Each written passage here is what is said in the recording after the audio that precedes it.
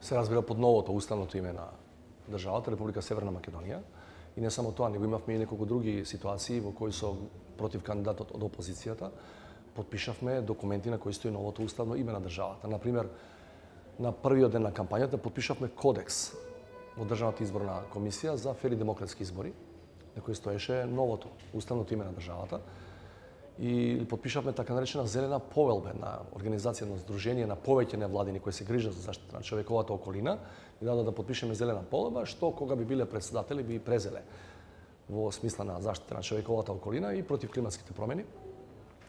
И таму стоеше новото уставно име. Од тој аспект ме чуди што мојата против кандидатка упорно се држи до тоа едно до сега нечуено двојство во нашата политика, дека приватно ќе го користи старото уставно име, а кога ќе се мора, ако биде избрана за председателка, ќе го користи новото уставно име.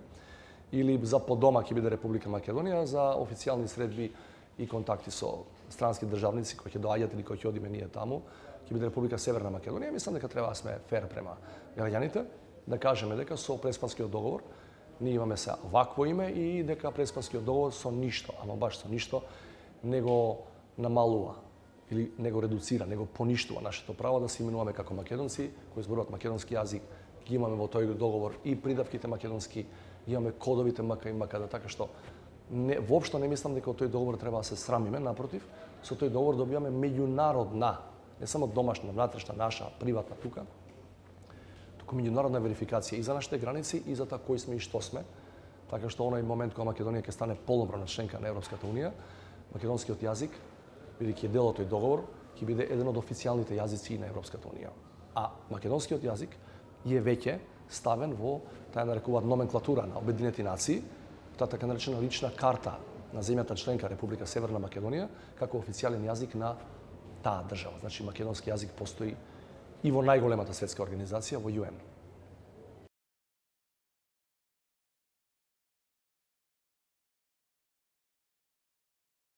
Да, ова е прашање на кој скоро никогаш не одговарам, затоа што во првиот дел треба да се фалам, тоа не ми личи како на човек. Дури кога ме фалат од страна, некако ми доаѓа непријатно. Во вториот дел треба да кажам дека немам слаби точки и ја во таа ситуација не би се викал Стево Пендаровски, туку би бил Супермен. Ако можам, не мора две да бидат, ако можам да издвојам некоја особина која може би е мана во политиката, тоа е мојата толерантност.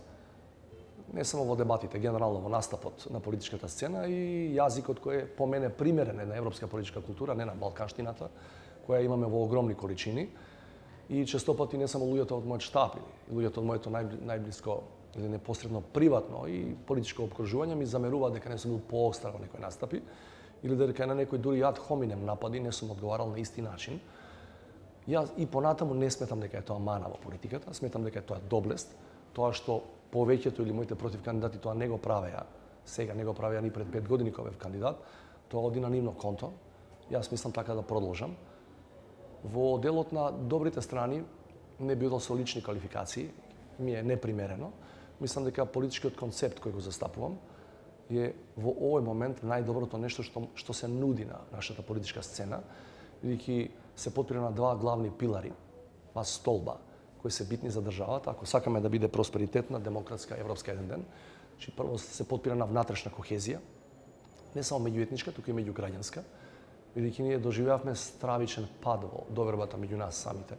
Во времето на режимот тие 10-11 години се поделивме тотално по политичка линија и меѓу македонците, и меѓу македонците, албанците и другите. И јас мислам дека тоа треба да се намали. Тие политички поделби не смеат да ги сечат резко, остро и фамилиите, како што е сега случај, кога родители со деца не разговараат или се караат за политика, и дека треба да се усогласиме внатрешно, заради таа внатрешна кохезија, околу неколку битни стратешки работи, тоа дека немаме резервна татковина. Второ, дека оваа наша татковина мора да биде со известна иднина и да има пристоен живот за луѓето кои останаа да живеат во неа, а сето друго може да биде работа на приватен избор или на политички избор на секој од нас.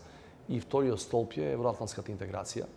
Не можам да видам ниту една држава во денешна современа Европа, која порано била во социјализмот или во комунизмот, а се развила без да биде членка на тие два битни сојузи, тие две битни меѓународни организации, че Европската унија и НАТО, затоа што НАТО дава безбедност, гаранција за сигурноста И само ако си безбеден прво и во мир, можеш да планираш економски развој.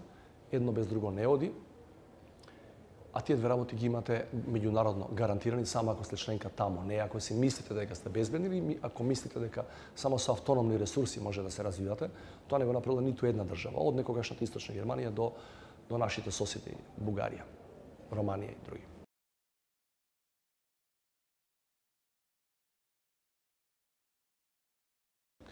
Јас го одговарам често на трибините со граѓаните и не само во рамки на оваа кампања, бев и 2016 носител на изборна листа овде во единицата.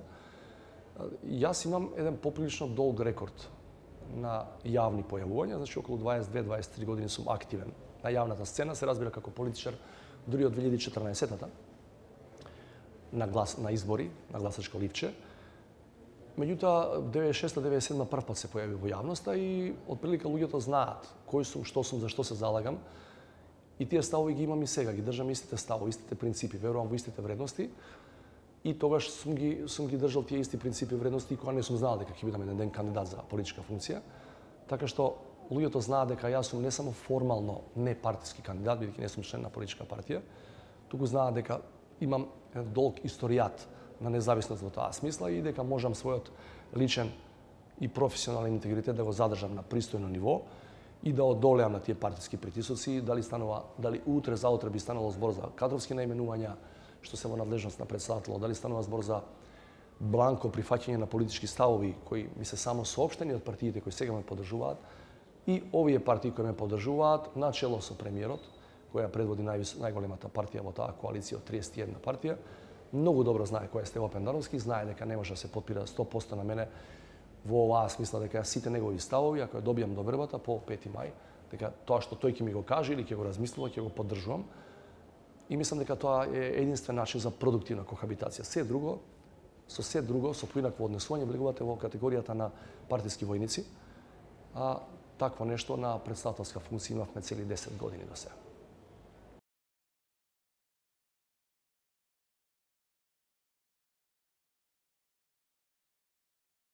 Историски, секогаш вториот круг на претставителските избори е со повисок одзив од првиот. Исто така, претставителските избори секој пат имаат пониска излезност од локалните и парламентарните.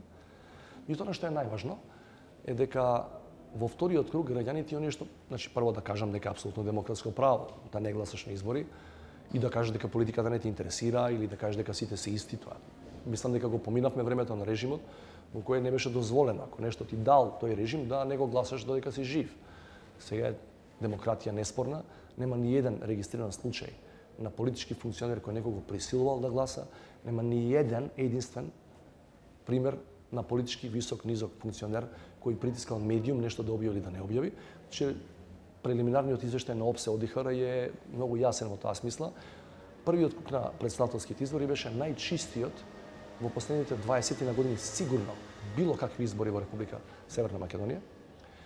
Оно што сакам да го кажам е дека дел од тие што не гласа ќе си останат повторно дома, имаат таков став и никој нема намера да ги притискат да гласат, но мислам дека овој пат контрастот меѓу политичките опции кои им се нудат ќе присили барем еден дел од нив ќе натера да гласаат, затоа што навистина не станува збор само за личен избор дали сте за Пендаровски или за Симјановска, туку станува збор за луѓе зад кои стојат политички концепти и мноштво политички субјекти и мноштво граѓани. Во едниот концепт се нуди европска, евроатлантска иднина, се нуди соживот внатре, се нуди инклузија на сите етнички заедници во системот, во државата и апсолутна рамноправност и неселективност при примената на законот, сосема независно дали сте по етничка припадност македонец, албанец, турчин, ром, бошњак, влав, србин, било што. Од друга страна се нуди етнички ексклузивитет. Главниот опозиционен кандидат упорно и во првиот круг и сега гледаме и во вториот круг во кампањата се држи до постулатот дека ова е држава прво и пред се на македонците, па потоа на сите други. Во некои од нивните јавни повици не ги повикува граѓаните албанци да гласаат. Јас мислам дека без меѓуетничка кохезија и без почитување до последно на рамковниот договор, ние не можеме да имаме внатрешна стабилност и се разбира, мојот концепт подразбира силна поддршка на членството во НАТО, кај што сме практично во предворието на полноправното членство и за 2 месеци од сега очекуваме датум за преговори со Европската Унија, кои со овој тип на политики кои се спроведуваат изминативе години и пол до две, е известно дека ќе се случи, пошто можеме доста брзо да го поминеме тој процес на наше комплетно вклучување во тие евроатлантски структури. На другата страна гледаме дека се бара ревизија на Преспанскиот договор, која е нашата врата према НАТО, се бара ревизија на договорот со Бугарија, има гласови, има најави децидни дека ќе се преиспитува и законот за јазици со тврдењето дека е антиуставен.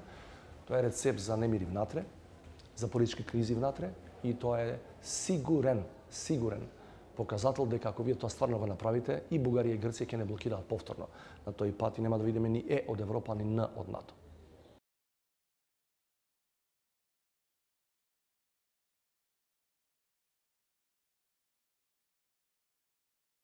Знаете што, ние плаќаме и доправа ќе плаќаме како полноправна членка и за НАТО. За граѓаните тоа може не значи ништо, меѓутоа да ви споменам, нашиот процент за издвојување од нашиот БНП ќе биде 0,0721, значи многу под 1% за НАТО во вкупниот НАТО буџет. Меѓутоа нема цена тоа што го добиваме ние од НАТО. Нема цена. Значи ние добиваме со влезот во НАТО дефинитивна верификација на нашата територија, на нашите граници, имат меѓународна верификација. Не јас и вие да си мислиме дека нема кој да не нападне и против традиционални закани, кои се повеќе и повеќе одат во историјата, и против новите закани.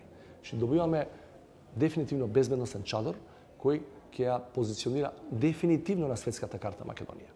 Нема повеќе да мислиме што ќе биде со државата, дали ќе ја биде, дали ќе има немири, дали можеби некој може да ја поткопа нашата демократија и нашата стабилност, институциите во неја и така натаму.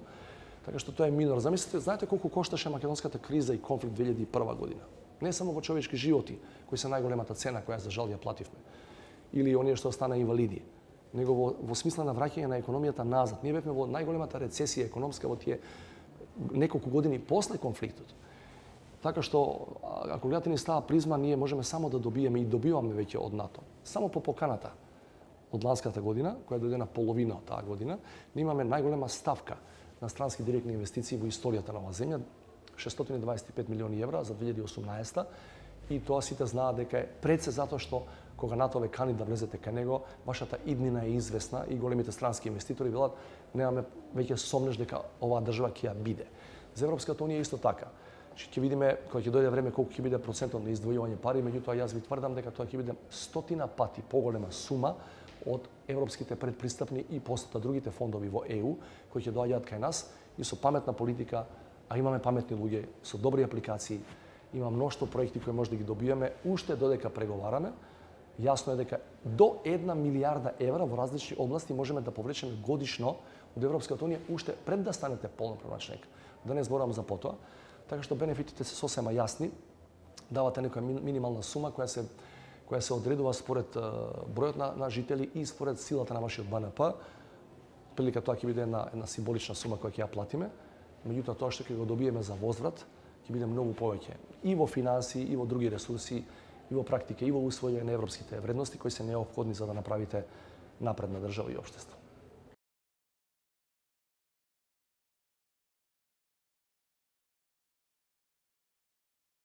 Јас пред неколку дена, веројатно вашиот гледач не го гледал тоа, јас во една телевизиска дебата го спомнав тоа децидно. Претпоставам се однесува на една поранешна изјава во еден друг контекст на министрот за надворешни работи, која му беше домаќин на својот грчки колега. Меѓутоа, не само мојот став, него сечи став не може да биде поинаков освен овој. Независно каде живеат етничките македонци, се разбира и оние што живеат во денешна Република Грција или во Хеленската република, зборуваат на македонски јазик. Тоа што постои една друга категорија македонци за која ние доскоро не бевме свесни, така наречени грчки македонци, кои не зборуваат македонски јазик, тоа е, а го има во Преспа, тоа е работа на Грција. Меѓутоа, не постои етнички македонец во светот, независно дали живее во Австралија, Канада, во Западна Европа, во некој од соседните држави, или се разбира внатре кај нас, на кој мајчин јазик не му е македонскиот јазик.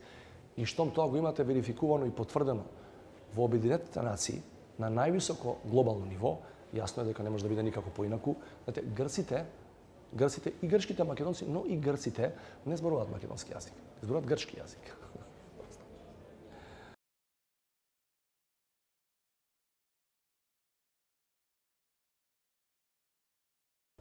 Ако дозволите мала замерка, никогаш не зборувам за гласачите како контингенти. Претпоставам дека не било тоа намерата ни на човекот кој го поставил тоа прашање. И немам намера да придобивам контингенти. Мојот став кон гласачите албанци генерално е како кон многу други, кон сите други граѓани на Република Северна Македонија. Јас и од почетокот, од првиот круг, заедно со господинот Блери ми река во трка, првиот круг, зборував за рамковниот договор како основа на меѓуетничките односи и зборував особено за законот за јазици како последно правно парче или дел од рамковниот договор, со што оваа владина структура имено го затвори целиот тој документ, 18 години по неговото подпишување, и реков во неколку наврати дека практично неговите заложби за држава на сите или она што велеме ние од 2016 наваму као слоган едно општество за сите е практично исто, значи потполна инклузија и целосна рамноправност на македонците и албанците во овој контекст, ако се разбира на сите други, бидејќи не можам да видам друга политика, друга основа во која едни ќе бидат привилегирани, други изолирани во ова наша заедничка земја и дека тоа ќе биде рецепт за успех и за внатрешна кохезија. За жал мислам дека опозициониот кандидат тоа го застапува од спротивната страна. Таму се уште можеме да ги чуеме слоганите, па и од кандидатката Македонија на македонците прво, потоа на сите останати, како да се овие другите дојденци, а не се. И јас се надевам дека граѓаните албанци во нашата земја тоа ќе го препознаат. Тоа го знаат и од порано. Сега уште повеќе ќе може да го видат тој контраст кога на сцена сме останати само ние двајца, јас и господјата Силјановска, и во која се гледа таа спротивставеност или сосема поинакво разбирање на нашата реалност, бидејќи нашата реалност, нашите политики мора да осликуваат нашата реалност. Македонија секогаш била е и ќе биде мултиетничка во својот состав, во својата дистрибуција на населението, и мултирелигиозна, и мултикултурна, и ние тоа мораме да го почитуваме. Ова не е муабет кој треба да го водиме во кафеана или во домот. Како сакам ќе правам, ние зборуваме за кандидатура за највисоката политичка функција и дали, она позната флоскула, тој што ќе биде избран, дали ќе биде наистина председател на сите, вклучително и оние кои се со различно етничко потекло од неговото.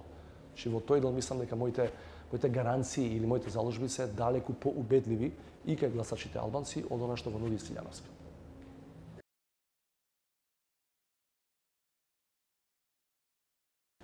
Основниот принцип или еден од темелните начела на кои е положена оваа држава, според својата конституција од 91-а, не сме менувале ништо со тоа во меѓувреме, во сите уставни измени што ги имавме, е секуларноста на државата.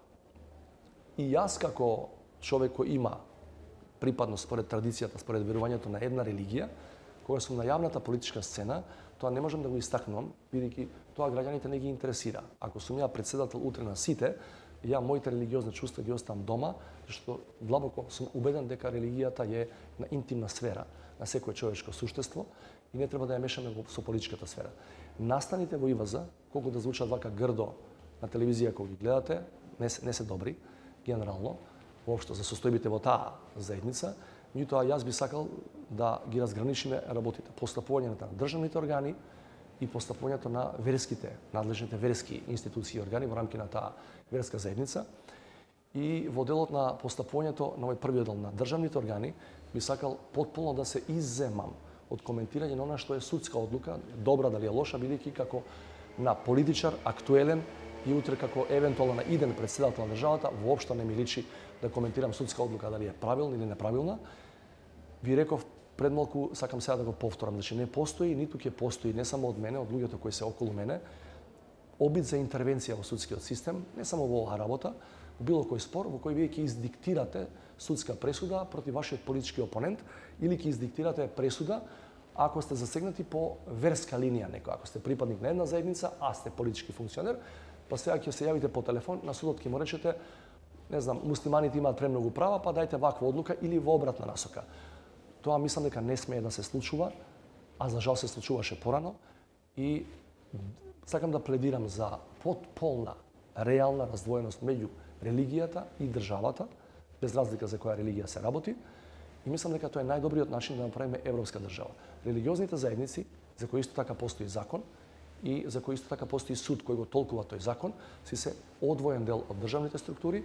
Немам намера да толкувам што рекол Реисот, што рекле неговите противници, како политичар, кој од секуларниот дел, кој од државата.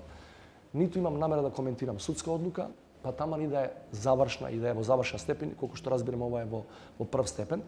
Не ми личи, никому не му личи од политичарите да коментира и да каже ова што се случува во Ивоза е добро или лошо. Тоа е за верниците на во таа заедница верска, тоа е за органите и телата на таа верска заедница, а ова што го работи судот во однос на внатрешните состојби во Ивоза треба да остане работа на судот. Работа на политичарите не е да ги коментираат судските одлуки, особено не од политички аспект.